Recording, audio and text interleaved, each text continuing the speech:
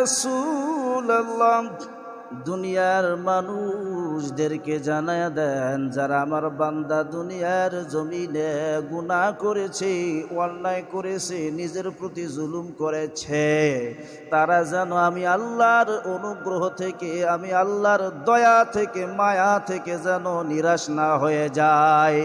গুনাহ যত বড়ই হোক, বান্দা যখন আল্লাহর কাছে তওবা করবে, ক্ষমা চাইবে,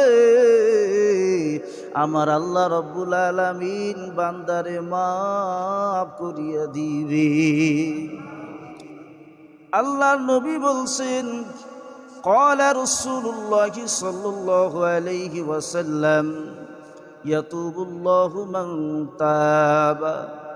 গুনাহ যত বড়ই হোক, আল্লাহ নবী বলছেন, তোমরা যদি আল্লাহর কাছে ক্ষমা চাও, তওবা করো, আল্লাহ রাব্বুল আলামিন তোমাদের ক্ষমা করে দিবেন এবং তোমাদের তওবা আল্লাহর দরবারে গ্রহণ হয়ে যাবে।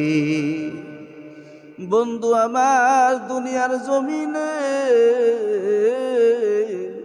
কোনো বান্দা যখন নিজের কৃতকর্মের প্রতি লজ্জিত হয়ে আল্লাহর দরবারে তওবা করে, হাত দুইটা বাড়ায়া দেয় ক্ষমার জন্য, আমার